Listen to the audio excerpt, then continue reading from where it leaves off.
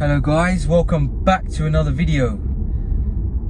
So today you join me in a BMW M340i. It has been a little while since I made my last video, so yeah, I do apologize. I need to be more consistent. I am sort of new to this. Yeah, trying to get into the flow. I was a little bit sick. So past all that, just want to make sure I'm making consistent content. So yeah, let's get straight to it.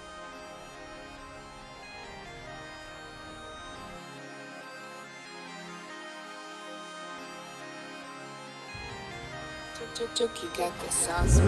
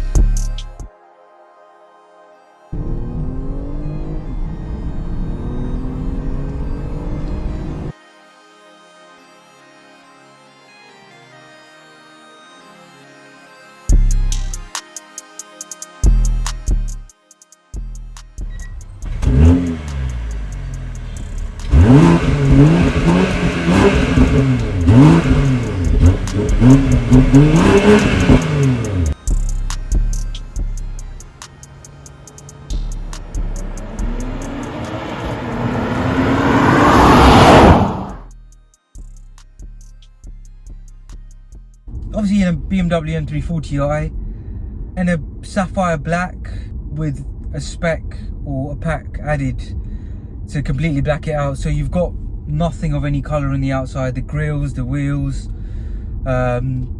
every part of the body, which would have been cerium grey on the M340, is black, so completely blacked out. Tinted windows as well. Yeah, so pretty cool, looks pretty cool, very sort of a stealthy sort of look.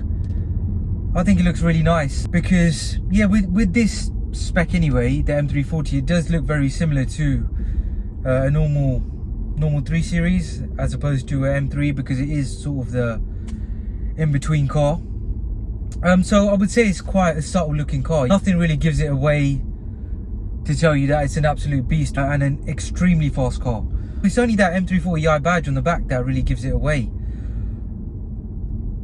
Other than that, you can't really tell it's a M340i. This car has the quite famous now, the B58 engine, which is obviously had a lot of praise, and it's very, very good in this car. It performs at a very, very good level. This is now X-Drive, which is quite popular amongst BMWs, but it does have an MX drive, so still sort of rear bias. I mean, the pull and the way it moves forward is really, really good. You dart forward at a serious pace. When I first jumped in, I was really taken by the speed. It really shot me forward. I guess that four-wheel drive system has quite an important part to play in the way it does move. Space in the car seems to be pretty good. As we know, cars just keep getting bigger and bigger. This wouldn't be too much. Yeah, wouldn't be too differently sized to maybe a slightly older 5 Series. So you've got plenty of space for all passengers. Boot space is good. Rear seats fold down. BMW have made some big changes with this interior. Really revamped it in this car, and they've gotten a lot of praise, and I think it's well deserved. BMW normally get knocked for not having the most exciting or best looking interiors. Pulled it out of the bag this time. Quality is super high. The way it looks is great. They've done a really good job with it. Materials are all very high quality. In every part of the cabin, we've got leather stitching on the dash. A really nice place to be honest with you, and it's been obviously compared to Porsche in terms of quality, which is the highest praise, because Porsche has always had super high quality interior, and materials are the best. So I mean, a serious compliment there. It's got the laser lights. They just look awesome. They've got like a sort of blue sort of accent in the light, if that's the right way to describe it. The light projection is proper sick. Yeah, really cool stuff there. Just keeping to BMW's driver focus cabin, I really feel at one with the car. Yeah, so this car really does the part of being a normal 3 Series very well. Obviously it is a seriously powerful car, which we'll come to in a bit. It cruises around just with ease, very comfortable, and it's super quiet in this cabin. There's hardly any road noise. Obviously we are running run flats, which come standard on this car and on a fair few BMWs now. Bit of road noise from that. Most of the time you're probably going to be listening to music or a podcast or whatever tickles your fancy. So I mean, are you going to hear it too much? Probably not. A lot of people do switch over to normal tyres at some point when they need to change them, just to get maybe even a better tyre. A Pilot Sport 4S from Michelin would be the go-to tyre if you want something a bit more better, because they're running Bridgestones at the moment. I think that's what you get as standard. An upgrade there that can be done. Comfort is brilliant as a normal 3 Series. We've got all these different options, so Sport, Comfort, Eco, Pro, Adaptive, which is cool. Pop it in that mode and the car will just sort of learn and listen to what you're doing, and if you're on a sort of bumpy road, it'll soften up more. If you're speeding up a little, it will just sharpen up a bit. Steering gets tighter, throttle gets a bit heavier, and revs will hold. So Adaptive will basically adapt to the way you're driving. You could call this car a sleeper, really. There's not much that gives it away that it's a pretty powerful car. We'll talk now about how the car drives. I mean, it's super impressive. I've enjoyed every moment of it since I got in it. It's really beat my expectation. The way it just handles is just amazing.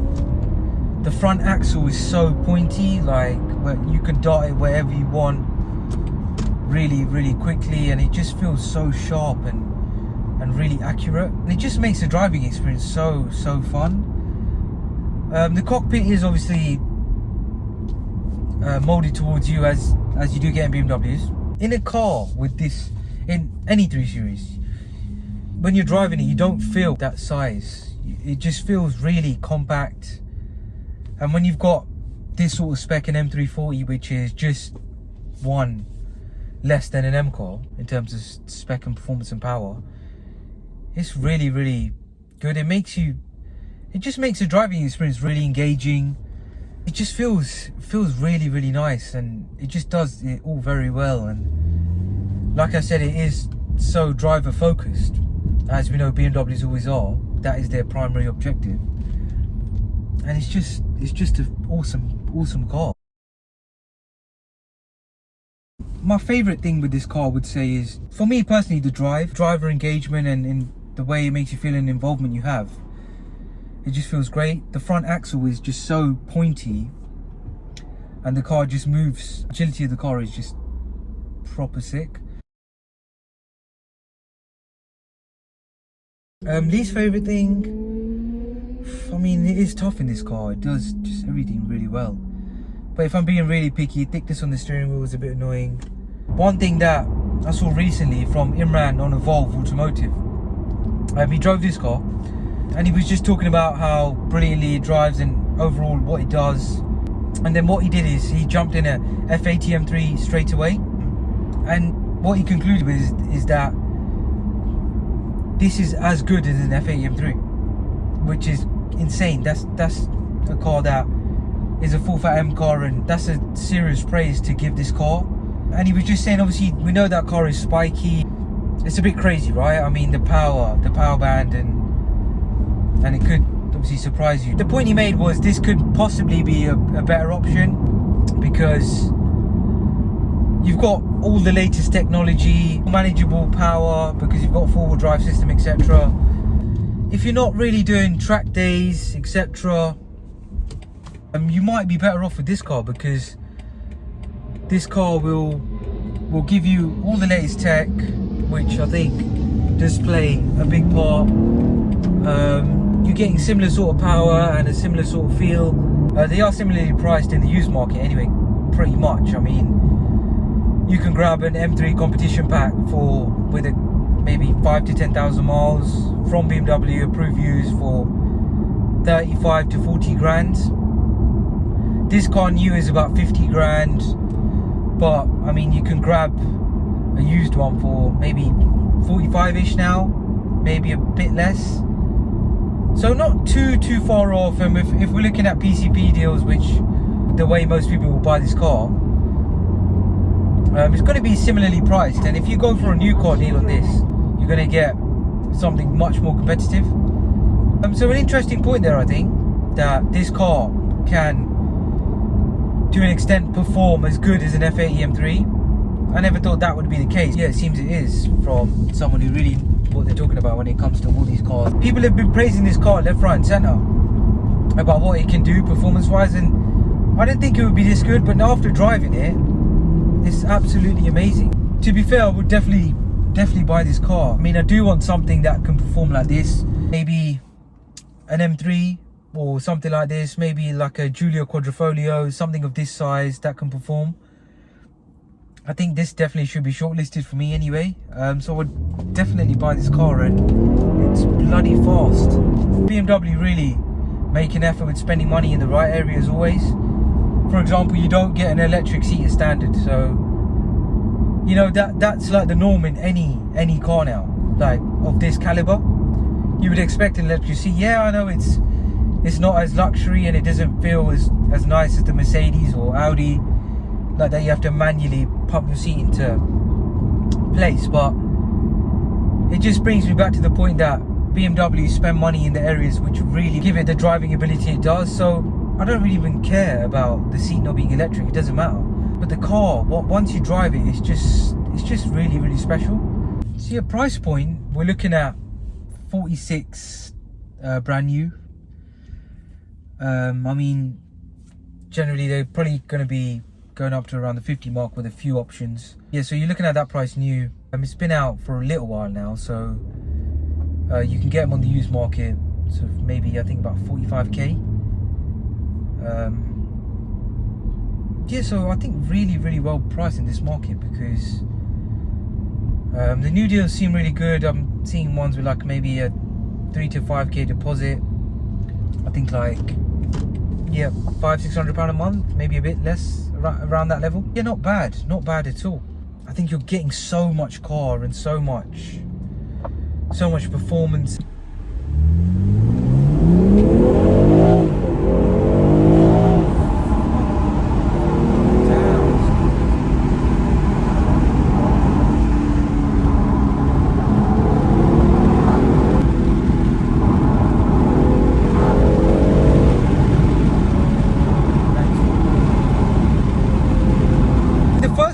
Jumped in this car,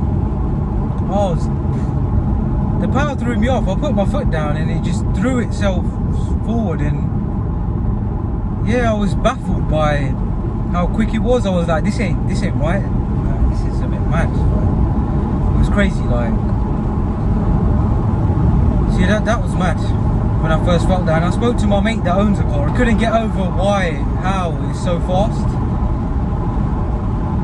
Yeah, just really powers forward. Crazy car.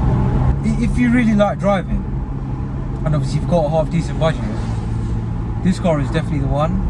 Yeah, without a doubt. Because another car to compare to, it's been compared to the previous M3 anyway, the Giulia Quadrifoglio, which I said I'll definitely buy that car. Something that I would consider, because I do want something of this caliber, or something in that realm.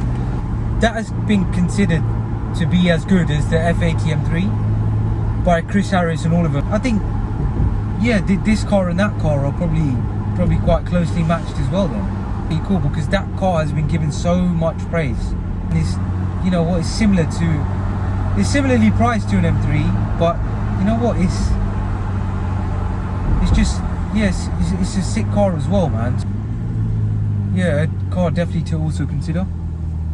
And I think it's another point to consider is that it's obviously an Alfa, which is pretty cool. It's Italian. Alfas are pretty sick cars. Not German, obviously, in the sense of build quality and all that stuff, but they're sick cars and they've got heritage, right? If you pick the Giulia Quadrifoglio, you've got something that's different. You don't see many of them around. If it can perform as good as an M car, and you've got something that's a bit rarer in a sense, and it's pretty sick, man. They're still pretty expensive as well. Approved used from Alpha you can grab one for about 40k. Again, similarly priced to where the F80 M3 and this are at. So definitely a car that I'm considering in the near future. Yeah, definitely a car to really be looked at if you're looking for, if you've got a half decent budget and you're looking at a driver's car with practicality. One of my mates has an F80 M3 competition. Should be jumping in that with him soon, so I mean that should hopefully give me some more insight to how this compares and how that feels. I'm pretty sure his is stock as well, so it'd be interesting to see how that compares to this car, because yeah, the overall consensus is that the cars are very similar, right? So it'd be interesting to see how that compares. So much of the latest technology, virtual cockpit, the latest iDrive system, all this, the usual stuff, heated seats, etc. Wireless charging, which seems to be for any modern phone needed these days, and it's really good, really convenient. So just does so much, everything. This car is absolutely amazing, and I definitely, the more I drive it, the more I want it. To be honest with you, so yeah, it's really beat my expectation. I was thinking M car, like full fat M car, but maybe if I'm looking at this caliber of car, which I am thinking of at the moment, maybe this is the right car for the channel. An interesting question to ask myself, really, because, but I guess I need to drive the new M3. Even the F80, that's probably more my price point. The new M3 is a bit too expensive at the moment, but I mean, prices are going to quickly go down, right? From the prices they are right now. So yeah, there's even the M5, which I haven't driven, the new M5. So yeah, should be hopefully jumping in one of those soon, so could see what that's about as well. I've got my preconception of what it would be like. I guess I need to drive it, because even that is said to be quite agile for what it is. It's not, yeah, it's not just some big saloon that doesn't perform. But I guess that's not the M5, right? That doesn't describe the M5 at all. The M5 is a monster, but yeah, can perform very well as well. So, but then you've got like the E63s and stuff. The E63 has managed to be as good as the M5, which is crazy. Like, that's mad, because it's always been all about the M5. The M5 was the top dog. Now the E63 is as good, if not better, right? So a bit crazy, man. Like, it's mad. And the E63 looks sick. Like, I think it looks maybe a tad better than the M5. They all have pan roofs and stuff. I mean, I know the M5 has a carbon roof. Does that really make a difference to most people? Probably not. But still a sick feature, don't get me wrong. Carbon, keeping that center of gravity low. Yeah, so I mean, it's good in that respect, man. Like, yeah, there's a lot to be thought about in terms of these cars. But I don't know, what cars do you guys think are good performance saloons that have practicality and performance? That's what I'm thinking about. Yeah, something for the channel, something interesting, something along those lines. You guys, so I think, yeah, that's where I'll end it. Yeah, that's my take on the M340i. Hope you guys enjoyed it. If you did, please hit the like button, comment with your thoughts, let me know what you think, what your thoughts are if you've driven this car, or do you like it, do you like the look of it, what you think of it. Yeah, just drop a comment, and yeah, subscribe. Do subscribe. There's loads more to come. Which cars you want to see in the comments too. If I can, I'll get a hold of it straight away. But yeah, thanks for watching. Hit that like button, guys. Take care. See ya.